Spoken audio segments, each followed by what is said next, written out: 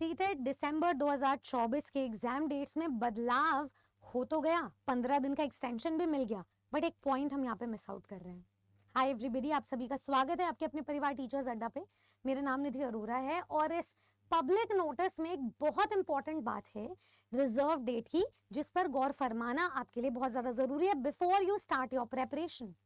सबसे पहले तो मैं बता दूं कि इससे पहले जो नोटिस आया था उसमें भी रिजर्व डेट की बात की गई थी उन सिटी सेंटर्स के लिए जहां पर नंबर ऑफ एप्लीकेंट ज्यादा होंगे, तो वो दो डेट्स को रिजर्व किया गया था।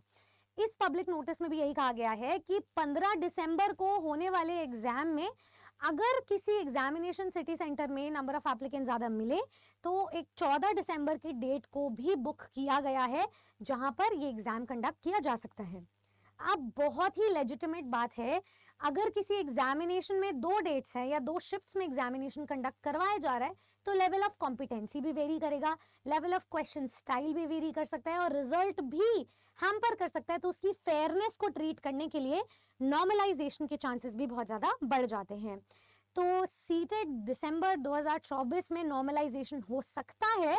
अब उस नॉर्मलाइजेशन के तहत किसको फायदा होगा, किसको नुकसान हो सकता है और आप अपनी प्रेपरेशन को कैसे स्टार्टिंग में इनिशियल लेवल पे फिगर आउट कर सकते हो, ये हम आज के वीडियो में डिस्कस करने वाले हैं। मैं हर बार स्टूडेंट को हर एग्जाम के लिए बोलती हूँ कि आप खुद के बिगेस्ट कंपटीशन हो, क्योंकि आपका आलस ही आपको सबसे ज्यादा रोक के रखता है towards your selection, towards your success. तो यहाँ पर अगर मैं नॉर्मलाइजेशन केस की बात करूँ ना, ये बिल्कुल ही एक्सेप्शनल केस साबित हो जाता है। तो आपका कंपटीशन, अब आप खुद अकेले नहीं रह जाते हो, आपके जो रिलेटिव पीयर्स हैं उनके रिस्पेक्ट में आपका कितना रिजल्ट आ रहा है वो भी नॉर्मलाइजेशन की वजह से बहुत ज्यादा अफेक्टेड रहता है।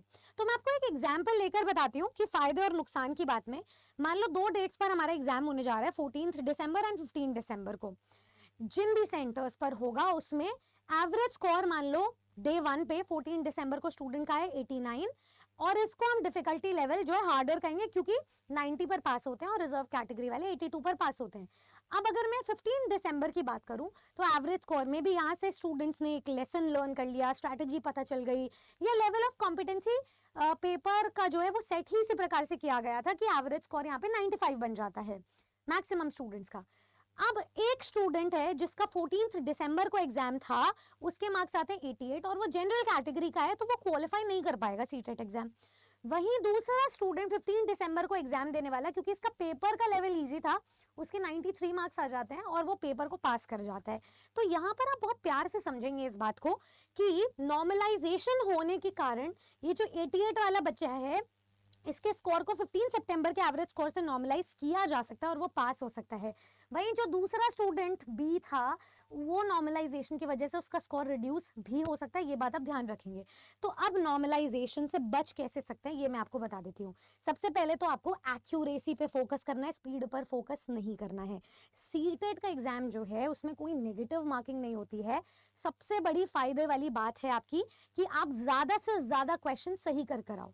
अब ये बात मैं आपको कोई लास्ट मोमेंट पे तो बता नहीं रही हूँ, अभी आप अपनी प्रेपरेशन शुरू करने जा रहे हो, तो जितने भी मिथ्स हैं सीटेट के अराउंड कि 2 दिन पहले पढ़ के पास हो जाता है, उसको बस्ट कर लो और प्रेपरेशन में कम से कम 2 से 3 महीने इमर्स होकर के तैयारी करो। रेगुलर क्लासेस में जोड़ो, एक अच्छा गाइड ढूंढो, एक पाथवे ढूंढो जिससे कि आप तैयारी कर सकते हो।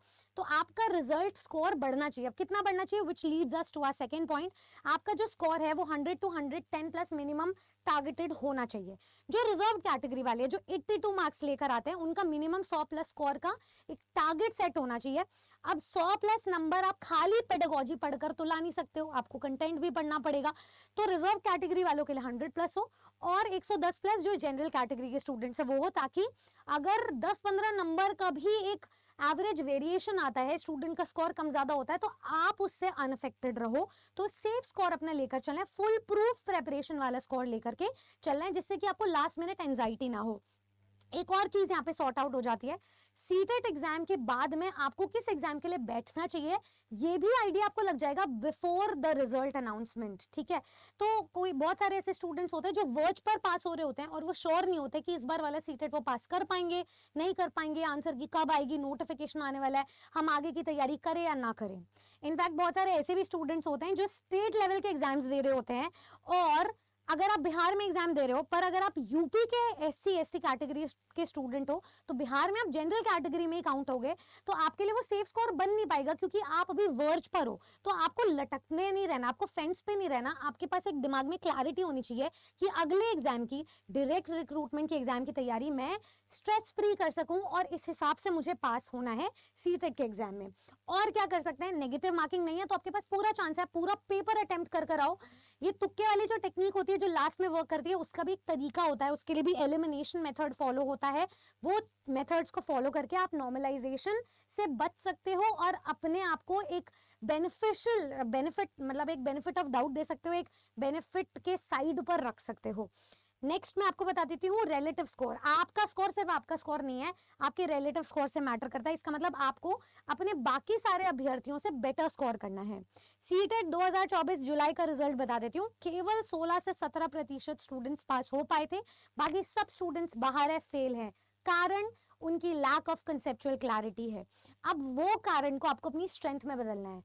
जहां स्टूडेंट्स बाकी लैक करते हैं उसमें आपको स्ट्रेंथ ढूंढनी है, आपको डबल मेहनत करनी है, और ये मेहनत आपकी सीधा काम आएगी आपके डायरेक्ट रिक्रूटमेंट के एग्जाम में। ये मेहनत आपकी वेस्ट नहीं जाएगी। तो उसके लिए मैं आपके स्कोर इंप्रूवमेंट के लिए स्टार्टिंग से कुछ गाइडलाइंस बता देना चाहूंगी। सबसे पहले तो जितने भी स्टूडेंट्स हैं वो सब पेडागोजी वाले मिथ से बाहर निकले। 90 नंबर की तैयारी करने जाओगे तो बहुत रिस्क पे तैयारी कर रहे हो और इससे बिल्कुल पास नहीं हो पाओगे। आपको हर सब्जेक्ट के लिए हर सब्जेक्ट की कंटेंट नॉलेज होनी चाहिए। वो कंटेंट नॉलेज भी उस सब्जेक्ट मैटर एक्सपर्टीज की क्लास अटेंड करने से आती है। आप सिर्फ पेडागोजी के बल पर जाओगे तो ये एक बहुत ही रिस्की अफेयर है एंड उससे किसी का भी कोई फायदा नहीं होने वाला है। नेक्स्ट बात बता देती हूँ, लैंग्वेज की वजह से मैक्सिमम स्टूडेंट्स फेल हो जाते हैं, तो लैंग्वेज पर फोकस करो, ग्रामर पर फोकस करो, हिंदी इंग्लिश जो भी आपकी लैंग्वेज है, कॉम्प्रीहेंशन पर फोकस करो जिससे कि आपका स्कोर बूस्ट हो। अब वो टॉपिक पढ़ो जिसमें मैक्सिमम स्टूडेंट्स ध्यान नहीं देते हैं। आपको एक बात पता है कि मैक्सिमम स्टूडेंट्स लैंग्वेज को केयरलेसली पढ़ते हैं, केयरलेसली फील करते हैं और देखते हैं, तो आप वहां पर जंप इन करो। तो आपकी जो वो डिमांड है सप्लाई का रेशियो है, आप उससे फायदा उठा सकते हो, आप उससे एज ले सकते हो। जहां कोई नहीं पढ़ रहा वहां पे आप पढ़ो, ठीक है। नेक्स्ट बात बता देती हूँ, एनसीईआरटी पर बहुत ज्यादा फोकस करना है। सीटेट का जो सोशल साइंस का पेपर है, मैथ साइंस का पेपर है, वो एनसीईआरटी सेंट्रिक है, एनसीईआरटी ओरिएंटेड है, तो उसकी सीरीज को अपने ढंग से पढ़ना है रेगुलर क्लासेस से। एंड चौथा, मेरा जो फाइनल सजेशन होने वाला है वो यही होगा कि आपका जो टारगेट है वो सिर्फ सीटेट पास करना नहीं है। आप इवेंचुअली सीटेट का एग्जाम पास करके नौकरी नहीं ले सकते हो सरकारी। पात्रता का एग्जाम है तो आपकी तैयारी उतनी स्ट्रांग हो, आपका फाउंडेशन, आपका बेस इतना स्ट्रांग हो कि वो सीधा पीआरटी टीजीटी पीजीटी एग्जाम को टारगेट करे। Whatever is it that you are aiming for, आप उसका जो कॉमन सिलेबस है उसको अच्छे से पढ़ो, उसको बहुत ही इन डेप्थ पढ़ो जा करके। तो इन सजेशंस को फॉलो करके आप सीटेट क्या दुनिया का कोई भी एग्जाम निकाल सकते हो। आपको बस उसका एग्जाम पैटर्न और एलिजिबिलिटी जानने की जरूरत है। जो स्टूडेंट आज हमारे साथ तैयारी करना चाहते हैं, मैं बता दूं ये सारी गाइडलाइंस हम इनकॉर्पोरेट करने वाले हैं अपने बैच में। तो हमारा सीटेट का बैच स्टार्ट होने वाला है। जो स्टूडेंट्स यहाँ पर एनरोल अभी तक नहीं कर पाए हैं, प्लीज डू इट, क्योंकि यहाँ पे आपको लिमिटेड एनरोलमेंट मिल रही है, ये सारी फैसिलिटीज मिल रही है, टाइम आपके पास कम है। वही वाली थिंकिंग रखनी है तो मैं सीरियस कैंडिडेट्स को ही सिर्फ एड्रेस कर रही हूँ, नॉन सीरियस कैंडिडेट्स यहाँ से जा सकते हैं। तो जितने भी सीरियस कैंडिडेट्स हैं वो एनरोल करने के लिए सीटेट के किसी भी बैच में हमारा कोड यूज कर सकते हैं Y449, जहां से मिलेगा आपको मैक्सिमम डिस्काउंट। मैं एक बार आपको दिखा देती हूँ, ये बैच आपको आरा 24/7 की ऑफिशियल वेबसाइट पर मिल जाएगा। वीडियो डिस्क्रिप्शन से आप एप्लीकेशन डाउनलोड कीजिए, आपको यहाँ पे सेंट्रल पेज खुलता हुआ मिलेगा। टीचिंग पैनल पे जाना है एंड यहाँ पर आपको सीटेट का बैच मिल जाएगा फर्स्ट रो में ही। सीटेट के बैच में आप देखिए पेपर 1 की भी आपको कंप्लीट एक तैयारी के लिए पूरा बैच मिल रहा है। पेपर 2 में सोशल साइंस अलग से है, मैथ्स प्लस साइंस अलग से है। किसी भी एक बैच में आप यहाँ पे जुड़ सकते हैं, बट यस जो गाइडलाइंस मैंने बताई हैं उनमें से किसी भी एक पॉलिसी को, किसी भी एक पॉइंटर को आप नेग्लेक्ट नहीं करोगे। किसी भी एक बैच में आपको जुड़ना हो, बैच का लिंक क्लिक कीजिए, बाय नाउ पे जाइए, सेम कोड यूज कीजिए एंड आपका जो 5000 का बैच है आपको 1200 रुपए में मिल जाएगा 6 मंथ्स के लिए। ये कोई भी एक बैच को परचेज करने के लिए है। सो मैं मिलूंगी आपसे अपने बैच में जिसकी स्टार्ट डेट क्या है 23 सितंबर। बाकी जो स्टूडेंट रेगुलर क्लास में जुड़ना चाहते हैं उनके लिए 1 बजे वाली क्लास आपका इंतजार कर रही है, जहां पर हम सिलेबस डिस्कशन से शुरू करेंगे इंग्लिश की एंड आपके सफर को मंजिल में तब्दील करेंगे। ये वीडियो आपको कैसा लगा? क्या आपको इससे हेल्प मिली? आपकी तैयारी के लिए एक आपको बूस्ट मिला? ये अपनी राय अपनी मुझे ज़रूर बताइएगा कमेंट सेक्शन में। सब्सक्राइब कीजिए हमारे चैनल को, ऐसी और इन्फॉर्मेशन के लिए। मैं मिलूंगी आपसे अपने नेक्स्ट वीडियो में। Thank you.